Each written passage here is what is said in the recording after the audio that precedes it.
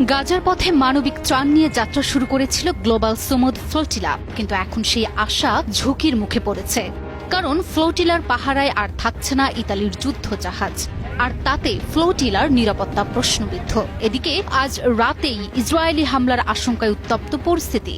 ফলে এখন প্রশ্ন উঠেছে, কি ঘটবে ফ্লোটিলার ভাগ্যে? শেষমেশ ক্ষুধার্ত মানুষের দরবারে নৌবহরটি পৌঁছাতে পারবে তো? ইসরায়েলি বর্বরতার চোখ রাঙানিকে উপেক্ষা করে দুঃসাহসিক অভিযানে এগিয়ে চলেছে সুমুদ ফ্লোটিলা। ত্রাণবাহী ছোট ছোট নৌকাগুলো ইতিমধ্যেই পৌঁছে গেছে গাজার কাছাকাছি চরম ঝুঁকিপূর্ণ এলাকায়, যেখান থেকে গাজার দূরত্ব মাত্র 120 নটিক্যাল মাইল।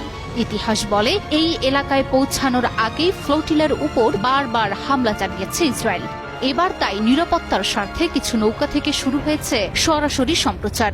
বিশ্ব দেখছে মানবিক সাহস কিভাবে বন্দুকের মুখে দাঁড়িয়ে কথা বলে। এরই মধ্যে ফ্লোটিলার ইতালীয় মুখপাত্র মারিয়া এলেনা দেলিয়া এক ভিডিও বার্তায় বলেছেন, আমরা ধারণা করছি ইসরায়েল আজ রাতে আক্রমণ করবে। সব সংকেত সেটাই বলছে। আমি বুঝি নির্মাণের শিল্প, সালাম স্টিল বোঝে ডিউরেবিলিটি। সালাম স্টিল মোস্ট ডিউরেবল স্টিল। তবে জানা গেছে রাতভর এই মানবতার নৌকা বহরগুলো ইসরায়েলি যুদ্ধ জাহাজের হামলার শিকার হয়েছে। এই হামলার কথা জানিয়েছে তাদের ক্রু। হামলার সংখ্যা আরও বাড়িয়েছে গত সপ্তাহের ড্রোন হামলা। গ্রিস উপকূলে আন্তর্জাতিক জলসীমায় ফ্লোটিলাকে লক্ষ্য করে ছোড়া হয়েছিল স্ট্যান্ড গ্রেনেড ও বিস্ফোরক পদার্থ। যদিও ইসরায়েল দায় স্বীকার করেনি, তবুও তারা স্পষ্ট করে দিয়েছে গাজায় কোনো নৌকা পৌঁছাতে দেয়া হবে না। অবরোধকে বৈধ বলে দাবি করে তারা একে দেখছে হামাস বিরোধী যুদ্ধের অংশ হিসেবে। ফ্লোটিলাকে ঠেকিয়ে দিতে এতে থাকা লোকজনকে আটক করে কারাগারে নেওয়ার প্রস্তুতি নিয়েছে ইসরায়েল।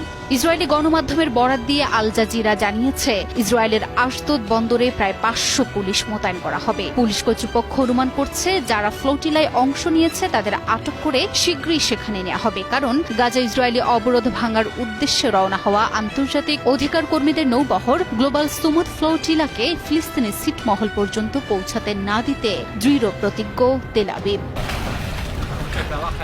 ইসরায়েলের সরকারি সম্প্রচার মাধ্যম কান জানিয়েছে, ইসরায়েলি নৌবাহিনীর বিশেষ বাহিনী শায়েতের 13-এর সদস্যরা নৌবাহিনীর অন্যান্য শাখার সদস্যদের সঙ্গে মিল হয়ে ফ্লোটিলার জাহাজগুলো নিয়ন্ত্রণ করবে।